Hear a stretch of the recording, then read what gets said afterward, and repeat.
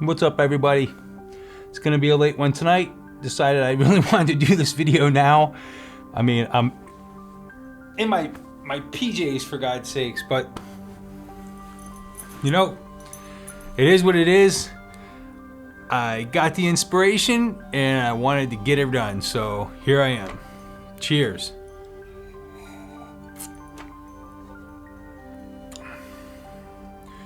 I drink and I know things.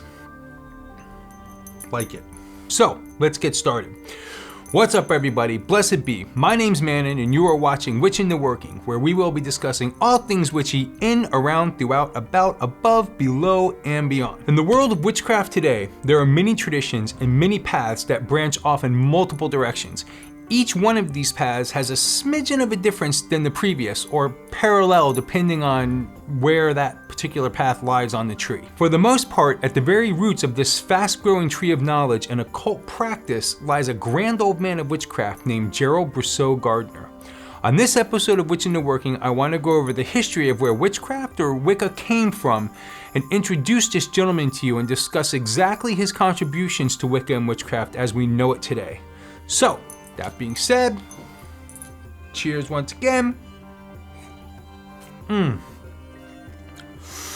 Honey whiskey, love it. Roll the intro.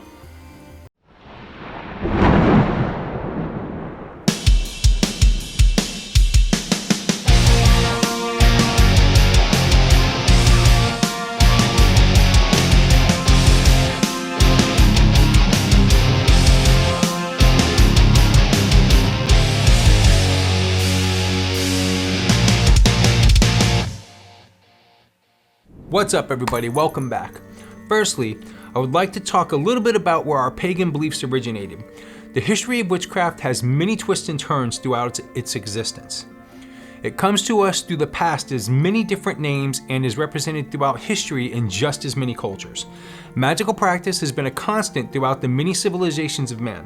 The ancient Egyptians, the Romans, the Greeks, the Sumerians, the Mayans, the Celts, the list goes on and on. They all had their versions of witches, oracles, seers, wizards, and flat-out mystery traditions. It's no doubt, and everyone can agree, that throughout the many ancient civilizations to present day, these practices existed. Even the Bible itself speaks of the Witch of Endor written in Samuel, figured to have been drafted between 931 BC and 721 BC. Back in the time of early man, much was not understood of the world around them. The sun was in fact the earliest god worshipped by man, as they saw this all-powerful source as warmth, light, and some protection from the darkness and mystery of the night. Early man in fact didn't know that the sun was gonna come back each and every day. They literally thought their god left them each evening only to return as he saw fit, so you can imagine how happy they were every time the sun rose. As the ages progressed, early man soon began to incorporate another god, a horned god, as this was only logical that the god have horns because the animals that early man hunted for the most part had horns too.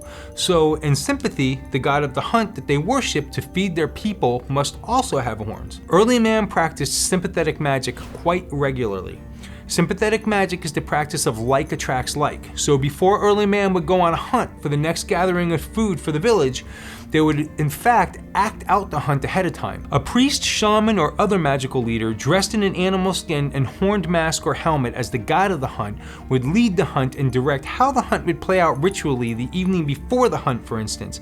The hunters would dance and raise energy and ceremonially would then attack a clay bison or other horned beast under the leadership and direction of the priest. If the ritual hunt went well, then it was believed that the true hunt would be just as successful the following day. One of the earliest evidence pieces of this practice dates back thousands of years, all the way to 13,000 BC. It was called The Sorcerer. It's a cave painting in France found in the cavern known as the Sanctuary at the Cave of Troy-Foret. A goddess was also important and acknowledged during these times, as man knew that fertility was needed in order to keep the animal's population up so that they could achieve food, tools, and clothing.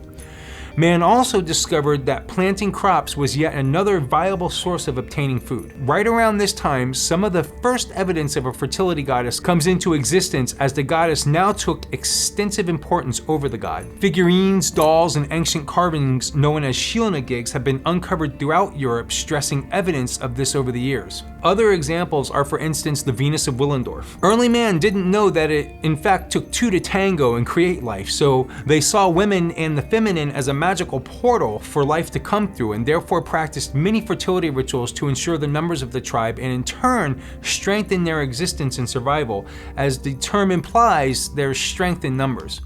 So in fact, two of our earliest deity were a horned god and a fertility goddess. Along with these deities, many more were created over time. Again, early man didn't quite understand how a lot of his natural surroundings worked. Lightning struck a tree and now there's fire. A god or goddess must have done that.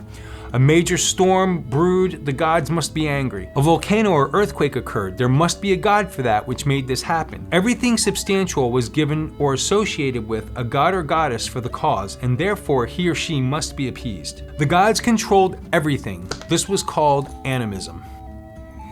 Sorry. Okay. Woo! So as the years progressed, so did the gods and goddesses spread across Europe and other lands. They simply spread throughout many cultures, usually as the same god and goddess, but with their names and correspondences changing as they were passed through and about each culture of peoples. A great example of this is between the Romans and Greeks, where so many of the gods and goddesses are the same aspect with a different name. After a while, people began to understand and utilize crop storage and farming, and the god of the hunt became less and less important and ultimately gave way to a god of nature and god of death over a god of the hunt. The goddess of fertility also began to take on a role of a goddess of rebirth. Reincarnation was a practice discovered as early as 22,000 BC. Many cultures would bury their dead and actually prepare them for resurrection or reincarnation into their next form. With all of these fertility, hunting, seasonal rituals happening all the time, there naturally developed a priesthood to help lead and guide these rituals. In Europe, this priesthood was called the Wicca, translation, the wise ones. In fact, Anglo-Saxon kings would never think of making an important decision without first consulting the Witton Council. The Wicca were the priests, doctors, herbalists, council, lawyers, as well as magicians and masters of divination. Christianity slowly started to come into play. There was no mass conversion of pagans to Christianity as some think. In reality, paganism was still the predominant religion for the first 1,000 years of Christianity. At times, whole countries would be counted as Christian simply because the rulers of that country were Christian. Paganism has grown and developed for tens of thousands of years. Christianity was a man-made overnight religion. So why was Christianity accepted by the higher-ups, so to speak, so easily and willingly? Well, the almighty dollar. The church introduced to a lot of the pagan rulers that with their form of religion, it was required to pay tithings of 10% or more to the church, therefore making the rulers rich in the name of God. So it wasn't as harsh as giving money to God is okay, even though we all know this money went to the king. So it was quite important to try to get everyone on board and be Christian instead of pagan. This was not so easily accepted by the pagan population, however. Why should they dismiss their gods and goddesses for this one new supposedly true god? The church ultimately couldn't pull it off. So, Pope Gregory the Great decided to start building churches on ancient celebratory pagan grounds.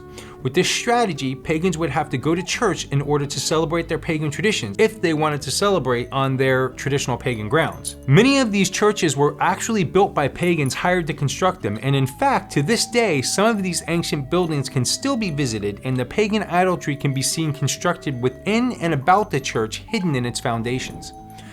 So the gods of an old religion become the demons of a new. Christianity ultimately made the horned god the Christian devil. Before the New Testament, there's no mention of the devil as a horned being. The idea of there even being an all-evil entity and an all-good god is not even a pagan belief or idea. It originates from Zoroaster in Persia in the 7th century BCE. We as pagans believe that the gods and goddesses all have their good and bad sides like humans. Christianity slowly began to grow in strength. Around this time, the words pagan and heathen came into play.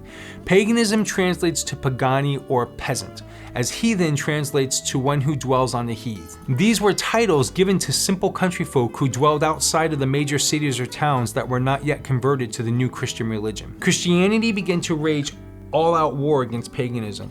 Witches were thought to blight crops and make animals catch disease and die, as well as many other atrocities that in fact would hurt the witches' existence too, so it didn't really make any sense that witches would bother doing this. For instance, why would a witch blight crops considering he or she had to eat them too? In 1484, the Papist Bull was produced by Pope Innocent VIII against witches. In 1486, the Malleus Maleficarum, the witch's hammer, was produced by two German monks named Heinrich Kramer and Jacob Sprenger. This book taught how to seek out and prosecute witches. The hysteria caused by these people and their books was an epidemic of horror and murder. Whole villages would be destroyed and put to death of witchcraft accusations. The saying was, "Kill them all, the Lord will know his own." In one example, in 1586, 120 men, women, and children were put to death because of a particularly harsh winter that they were accused of causing as witches. By the late 1700s, any surviving members of witchcraft had gone into hiding. They went underground with their practices.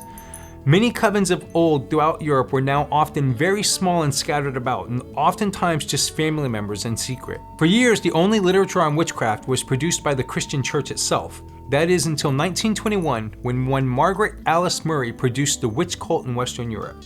She wrote that she suspected that witchcraft was of an unbroken tradition and lineage dating back to the cave peoples. Although this was a little far-fetched, she definitely hit on something there and began to pave a way to an understanding of another side of witchcraft, that there was a definite system and structure to a Religio-Magicks in practice. In 1951, the last laws against witchcraft were repealed, and this in turn allowed for a man named Gerald Gardner to produce and publish a book in 1954 called Witchcraft Today. In this book, Gerald writes that what Margaret Murray actually wrote about in her book was in fact accurate for the most part, and there was a religion and practice of witchcraft that existed. And he mentions that it still exists today, and that he knows this is true because he in fact too is a witch. This brings us to, who is Gerald Gardner? He definitely deserves a toast.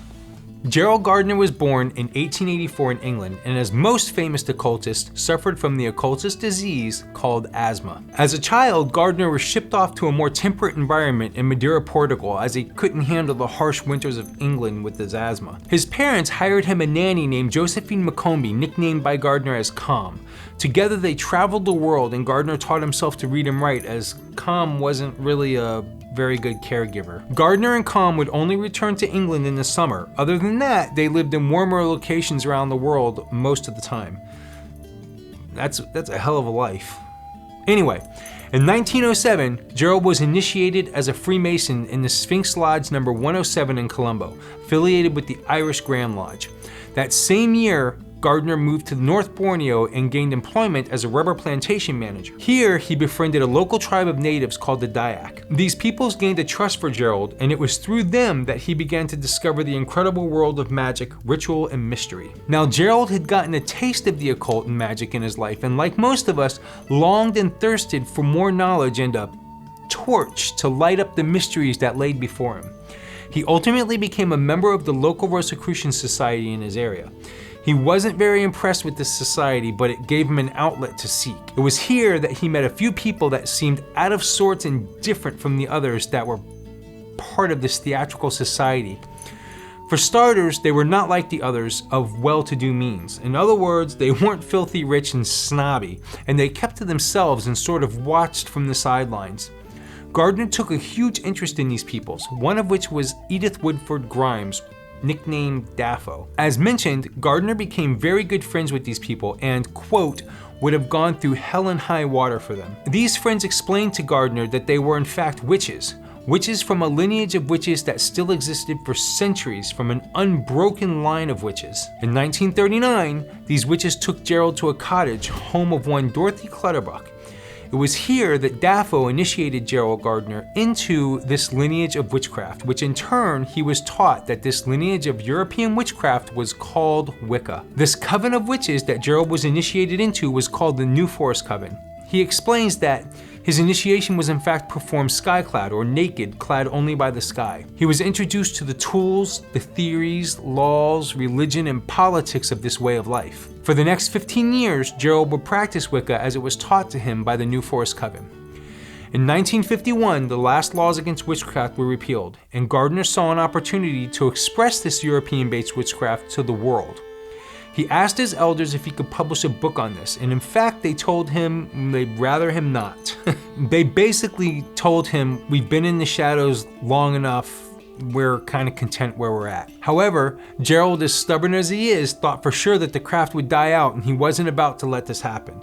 He worked out a deal with his elders, and in the end was able to publish a few books about witchcraft, announcing to the world that European-based witchcraft, Wicca, was alive and well, and a living and breathing Religio-Magick. From here, covens all over Europe began to chime in and send letters to Gerald claiming how relieved they were to hear that they weren't the last of the covens. They all thought that they were part of what was a dying religion too. Ultimately, Gerald started his own witchcraft/Wiccan coven called the Bricketwood Coven.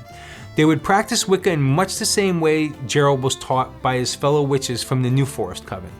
Gerald had at least 7 different high priestesses over the years, each one in turn the source of which would make up the different lineages of Gardnerian witchcraft that we know today. I myself being of the Long Island Owen line in the Gardnerian tradition of witchcraft or Wicca. Okay, I'm gonna take a smidgen for this one. Okay, herein lies the controversy. Yes, in Gardnerian witchcraft, Wicca and witchcraft are the same thing. We just are a European-based witchcraft called Wicca. Other forms of witchcraft from other cultures may be called something different, but from Europe, it's called Wicca. So we have the grand old man of witchcraft coming forward and resurrecting witchcraft/Wicca to the masses. Not creating Wicca, as some like to think, but resurrecting witchcraft to the masses, bringing it out of the shadows it was forced into over the centuries. From here, others heard of Wicca and decided to start their own forms of Wicca. One of the first to do this, taking from Gerald's teachings, was Alex Saunders, the creator of Alexandrian witchcraft. Alex created Alexandrian Wicca in the 1960s with his wife Maxine. From here, other traditions of Wicca began to spring up all over Europe. Soon, Raymond Buckland, a student of Gerald Gardner, brought Wicca to the United States. Now, Gardnerian style of witchcraft, labeled by the way by one Robert Cochran, because Gerald didn't call Gardnerian witchcraft. To him, there was only Wicca, or witchcraft. It was all the same thing. It was one in the same. Wicca, witchcraft, same thing. He didn't know it as anything else. Upon Wicca reaching the US, from here it was a free-for-all. As Wicca spread, so did many authors begin to grasp at this amazing religion and write instructional books about it, spreading its information far and wide amongst the masses. Wicca is a religion that is very open and freeing compared to many other more constrained religions of today, therefore having a mass appeal to it. Bottom line, to many that have been forced into eating porridge all these years, Wicca just tasted better. So this is why Gerald Brousseau Gardner is considered the grand old man of witchcraft. As a quote from Raymond Buckland himself in his book, The Complete Book of Witchcraft, quote, "Whatever one's feelings about Gardner, whatever one's beliefs in the Wicca's origins, all present-day witches and would-be witches owe him a tremendous debt of gratitude for having had the courage to stand up and speak out for witchcraft. It's because of him that we can enjoy the craft in its many forms today. If it wasn't for Gerald Gardner, most all of us who practice witchcraft today most likely wouldn't exist as witches. Most any book you pull off the shelf today at Barnes & Nobles or wherever, you can trace its internal teachings right back to Gerald Gardner as he resurrected the craft. So I hope you enjoyed this episode of Witch in the Working. Please hit the subscribe button below.